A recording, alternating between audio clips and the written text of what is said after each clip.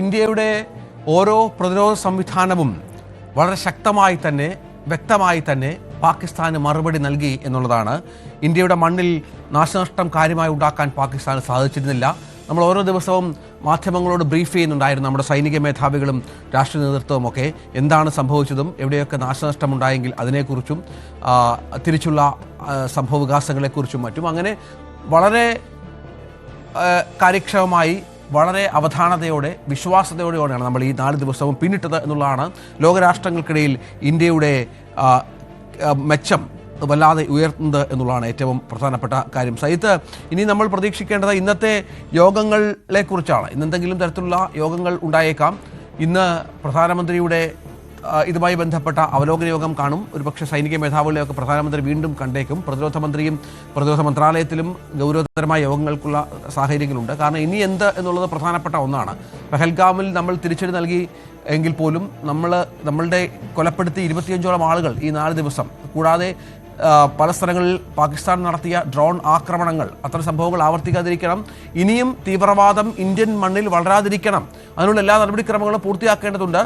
നേരത്തെ പറഞ്ഞ പോലെ കരാറുകൾ, സിന്ധു നദിയിലെ കരാറടക്കം ഇന്ത്യ മരവിപ്പിച്ചത്, അതിന് മുന്നോട്ട് പോകേണ്ടതുണ്ട്. അങ്ങനെ പലവിധ കാര്യങ്ങളിൽ കൃത്യമായ രൂപരേഖ ഉണ്ടാക്കേണ്ടതുണ്ട്. അതിനുള്ള നടപടികളാകും ഇന്ന് തലസ്ഥാനത്തുണ്ടാവുക, അല്ലേ? രഞ്ജിത്ത് സൂചിപ്പിച്ചതുപോലെ തന്ത്രപ്രധാനമായ യോഗങ്ങൾ ഇന്ന് തുടരുകയും ചെയ്യും. മാത്രമല്ല, കൂടുതൽ ഗൗരവമുള്ള ആലോചനകൾ ഇന്നത്തെ ദിവസം നടക്കേണ്ടതുമുണ്ട്. കാരണം വെടിനിർത്തൽ കരാർ വന്നതുമായി ബന്ധപ്പെട്ട് സർക്കാർ അതിൻ്റെ തുടർച്ച എങ്ങനെയാവണമെന്ന് വെച്ച ആലോചനകൾ നടക്കണം. അവിടെയാണ് രഞ്ജിത്ത് സൂചിപ്പിച്ചതുപോലെ ഈ സിന്ധു നദീജല കരാറിൽ നിന്ന് ഇന്ത്യ പിന്നോട്ട് പോയ വിഷയം, അത് പുനഃസ്ഥാപിക്കുമോ വെള്ളം, ഇക്കാര്യത്തിൽ ഇന്ത്യയുടെ നിലപാട് എന്ത് എന്ന് സംബന്ധിച്ച് വ്യക്തത ഉണ്ടാവണം. ഇതുവരെയുള്ള തീരുമാനപ്രകാരം ആ ഇന്ത്യയുടെ പിന്നോട്ട് പോക്ക് അതേപടി തന്നെ തുടരുന്നു എന്നതാണ്. അതായത് പാകിസ്ഥാൻ വെള്ളം നിഷേധിച്ച തീരുമാനം അതേപടി തുടരുന്നു എന്നതാണ്. പക്ഷേ അതിൽ പുനഃപരിശോധന ഉണ്ടാകുമോ, വെടിനിർത്തൽ കരാറിൽ അതുകൂടി ഉൾപ്പെടുമോ, അതൊക്കെ വ്യക്തമാവേണ്ട ഒരു കാര്യമാണ്. മറ്റൊന്ന്, ഇന്ത്യ ഇക്കാര്യത്തിൽ എടുക്കുന്ന നിലപാട്, പ്രത്യേകിച്ച് പാകിസ്ഥാനോടുള്ള മുൻ അനുഭവങ്ങൾ നമുക്ക് മുന്നിലുണ്ട്. അതുകൊണ്ട് ഇക്കാര്യത്തിൽ എടുക്കുന്ന നിലപാട്. മറ്റൊന്ന്, ഈ പെഹൽഗാം തീവ്രവാദികൾ എവിടെ എന്ന ചോദ്യത്തിന് ഉത്തരം കണ്ടെത്തേണ്ടതുണ്ട്. അവിടെ ഏത് തരത്തിലുള്ള അന്വേഷണമാണ്, അല്ലെങ്കിൽ തീവ്രവാദ കേന്ദ്രങ്ങളിൽ എന്ത് നീക്കം പാകിസ്ഥാൻ നടത്തുമെന്ന് ഉറപ്പാണ് അവർ നൽകുന്നത്. അത് നടത്തുമെന്ന്, അത് പാലിച്ചെടുക്കാൻ ഇന്ത്യ എന്ത് നടപടിയെടുക്കും എന്നതും പ്രസക്തമാണ്. മറ്റൊരു കാര്യം കൂടിയുള്ളത് രഞ്ജിത്ത്, ഇന്ത്യയുടെ സാഹചര്യത്തിലേക്ക് വരുമ്പോൾ രാജ്യത്ത് വെടിനിർത്തൽ കരാർ എന്തിനായിരുന്നു, ഇതുകൊണ്ട് ഇന്ത്യക്ക് എന്ത് നേട്ടമുണ്ടായി എന്ന ചോദ്യത്തിന് കൂടി ഇവിടുത്തെ രാഷ്ട്രീയ നേതൃത്വം ഉത്തരം പറയേണ്ടി വരും. സ്വാഭാവികമായും അത്തരം കാരണങ്ങളും അത്തരം വിലയിരുത്തലുകളും ഉള്ളതുകൊണ്ട് തന്നെ അത് വളരെ ഗൗരവമായി തന്നെ സർക്കാരും അത് പരിശോധിക്കും. മാത്രമല്ല, പ്രധാനമന്ത്രി അടക്കമുള്ളവർ മാധ്യമങ്ങളെ വിശദീകരിക്കുമോ, അതല്ലെങ്കിൽ മറ്റ് സർക്കാർ തരത്തിലുള്ള മറ്റ് പ്രധാനപ്പെട്ട വ്യക്തികൾ, വിദേശകാര്യമന്ത്രിയോ അല്ലെങ്കിൽ പ്രതിരോധ മന്ത്രിയോ പോലെയുള്ള അവർ ഇക്കാര്യത്തിൽ നിലപാട് പ്രഖ്യാപിക്കുമോ, ഇക്കാര്യങ്ങൾ കൂടി അറിയേണ്ടതുണ്ട്. എന്തായാലും ഗൗരവമായ രാഷ്ട്രീയ ചർച്ചകൾ ഇക്കാര്യത്തിൽ നടക്കും എന്ന് മാത്രമല്ല, നാളെയാണ് നേരത്തെ നിശ്ചയിച്ചത് പ്രകാരമുള്ള ഈ ഡയറക്ടർ ജനറൽ ഓഫ് മിലിറ്ററി ഓപ്പറേഷൻസ്മാരുടെ യോഗം, 2 പേരുടെയും യോഗം നടക്കേണ്ടത്. പാകിസ്ഥാൻ, ഇന്ത്യ DRGOമാരുടെ യോഗം നടക്കേണ്ടത്. ആ യോഗം സ്വാഭാവികമായും വരാൻ പോകുന്ന ധാരണകൾ, അത് സംബന്ധിച്ചുള്ള ആലോചനകൾ നടക്കും. രാജ്യതലസ്ഥാനത്ത് നിർണായകമായ യോഗങ്ങൾ തന്നെയാണ് ഇന്ന് നടക്കാൻ പോകുന്നത്. ഒരുപക്ഷെ അല്പസമയത്തിനുള്ളിൽ തന്നെ നമുക്ക് അതിൻ്റെ ഷെഡ്യൂൾ വ്യക്തമായേക്കാം. ഗൗരവമുള്ള ആലോചനകൾ തന്നെയാണ് തലസ്ഥാനത്ത് നടക്കുന്നത്. തീർച്ചയായും. ഏതായാലും വെടിനിർത്തൽ കരാറുമായി ബന്ധപ്പെട്ട് നിർണായകമായ നീക്കങ്ങൾ ഉണ്ടായ ശേഷം പാകിസ്ഥാന്റെ ആക്രമണം ഉണ്ടാകുന്നു.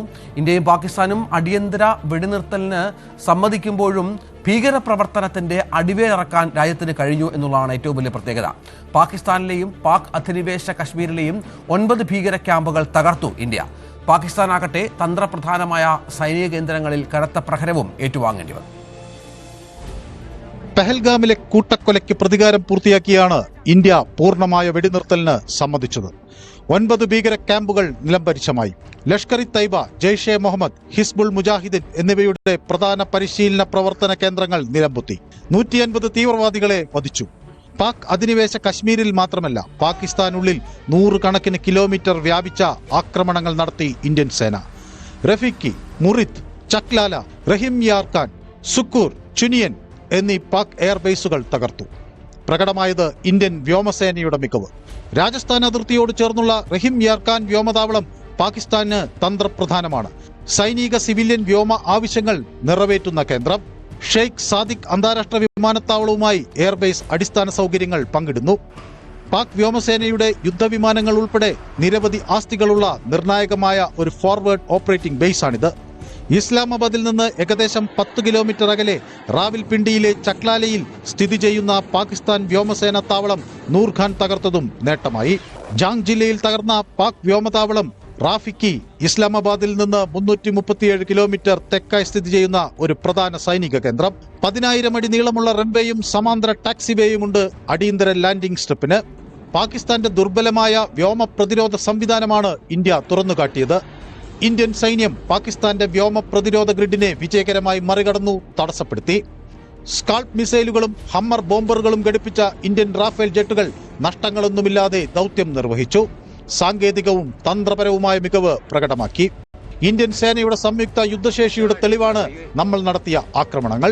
സാധാരണക്കാരന്റെ സുരക്ഷ ഇന്ത്യൻ സേനയുടെ കൈകളിൽ ഭദ്രമെന്ന് ഉറപ്പായി. പാകിസ്ഥാന് തിരിച്ചൊന്നും ചെയ്യാൻ കഴിഞ്ഞില്ല. പ്രകടമായത് ആ രാജ്യത്തിന്റെ ബലഹീനത, അവിടുത്തെ പൗരന്മാരോടുള്ള ഉത്തരവാദിത്ത രാഹിത്യം. ഈ ദിവസങ്ങളിൽ ലോകത്തിന് ഇന്ത്യ നൽകിയ സന്ദേശം കൃത്യം: സ്വയം സംരക്ഷിക്കാൻ ആരുടെയും അനുമതിക്കായി കാത്തുനിൽക്കില്ല. പെഹൽഗാമിൽ മാത്രമല്ല, പാർലമെന്റ് ആക്രമണത്തിനും പത്താൻകോട്ട് ആക്രമണത്തിനും മുംബൈ ആക്രമണത്തിനും കാണ്ഡഹാർ വിമാനം റാഞ്ചലിനും എല്ലാം പകരം വീട്ടി രാജ്യം. News desk, news 18. വെടിനിർത്തലിനുള്ള പാകിസ്ഥാന്റെ അഭ്യർത്ഥന ഇന്ത്യ അംഗീകരിച്ചുവെങ്കിലും പഹൽഗാം ഭീകരാക്രമണത്തെ തുടർന്ന് ഇന്ത്യ നടപ്പിലാക്കിയ നയതന്ത്ര വിലക്കുകൾ പാകിസ്ഥാന് ഭാവിയിലും വലിയ പ്രതിസന്ധിയാണ് സൃഷ്ടിക്കുക. തീവ്രവാദ ആക്രമണത്തിന് തൊട്ടുപിന്നാലെ ആയിരുന്നു പാകിസ്ഥാനെ വരിഞ്ഞു മുറുക്കിക്കൊണ്ട് ഇന്ത്യ നയതന്ത്ര യുദ്ധം ആരംഭിച്ചത്. വെടിനിർത്തൽ പ്രാബല്യത്തിലായെങ്കിലും നയതന്ത്ര വിലക്കുകൾ നീക്കിയിട്ടില്ല എന്ന് തന്നെയാണ് ഇന്ത്യ വ്യക്തമാക്കുന്നത്. പഹൽഗാം ഭീകരാക്രമണത്തിന് പിന്നാലെ ഇന്ത്യയുടെ ഭാഗത്തു നിന്നും സൈനിക നടപടി ഉറപ്പിച്ചിരുന്ന പാകിസ്ഥാന് അപ്രതീക്ഷിതമായ ഇരുട്ടടിയായി മാറുകയായിരുന്നു നയതന്ത്ര വിലക്കുകൾ. 1965-ലെയും 71-ലെയും യുദ്ധകാലത്ത് പോലും ഇന്ത്യ സ്വീകരിച്ചിട്ടില്ലാത്ത കടുത്ത തീരുമാനങ്ങളായിരുന്നു അത്. സിന്ധു നദീജല കരാർ മരവിപ്പിച്ചു എന്നുള്ളതായിരുന്നു നയതന്ത്ര യുദ്ധത്തിലെ ഏറ്റവും പ്രധാനപ്പെട്ട തീരുമാനം. പാകിസ്ഥാനിലെ കാർഷിക മേഖലയുടെ 80% ആശ്രയിച്ചിരിക്കുന്നത് ഈ നദീജലത്തെയാണ്. 16 മില്യൺ ഹെക്ടർ കൃഷിഭൂമിയിലെ 93% കൃഷിയും ഈ ജലം ഉപയോഗിച്ചാണ്. ഏകദേശം 23 കോടി ജനങ്ങളെ നേരിട്ടോ അല്ലാതെയോ ബാധിക്കുന്ന കടുത്ത തീരുമാനമാണ് ഇന്ത്യ കൈക്കൊണ്ടത്. പാകിസ്ഥാന്റെ കാർഷിക മേഖലയിലെ മാത്രമല്ല, മൊത്തം ആഭ്യന്തര ഉൽപാദന വളർച്ചയും ഇതോടെ നിലയ്ക്കും. ചെനാബ് നദിയിലെ അണക്കെട്ടുകളായ ബഗ്ലിഹാറും സലാലും പാകിസ്ഥാനുമായി ആശയവിനിമയം നടത്താതെ തുറക്കുകയും അടയ്ക്കുകയും ചെയ്യും എന്നതും പാകിസ്ഥാന് വലിയ ഭീഷണിയാണ്. മുന്നറിയിപ്പ് നൽകാതെ ഡാമുകളുടെ ഷട്ടറുകൾ തുറന്നാൽ പല പ്രദേശങ്ങളും വെള്ളത്തിനടിയിലാകും. ഷട്ടറുകൾ തുറക്കാതിരുന്നാൽ കുറഞ്ഞത് 20% ജലലഭ്യത പാകിസ്ഥാന് നഷ്ടമാകും. ഭീകരാക്രമണത്തിന് പിന്നാലെ വാഗ അട്ടാരി അതിർത്തി അടച്ചതിനാൽ ഇതുവഴിയുള്ള ചരക്ക് ഗതാഗതം പൂർണ്ണമായും നിലച്ചു. ഇന്ത്യയിൽ നിന്ന് സവാള പാകിസ്ഥാനിലേക്ക് എത്തിച്ചിരുന്നത് പ്രധാനമായും ഈ അതിർത്തി വഴിയാണ്. സിമന്റും തുണിത്തരങ്ങളും തിരിച്ച് ഇന്ത്യയിലേക്കും ഇറക്കുമതി ചെയ്തിരുന്നു. പാകിസ്ഥാന്റെ പ്രധാന വരുമാന മാർഗങ്ങളായിരുന്നു സിമന്റും തുണിത്തരങ്ങളും. അതിർത്തി അടച്ചതോടെ ഈ വരുമാനം നിലച്ചു. സാമ്പത്തികമായി പ്രതിസന്ധി നേരിടുന്ന പാകിസ്ഥാനിലെ നിരവധി യുവാക്കൾ ഇന്ത്യയിൽ വിവിധ തൊഴിൽ മേഖലകളിൽ പ്രവർത്തിച്ചിരുന്നു. മുഴുവൻ പാക് പൗരന്മാരെയും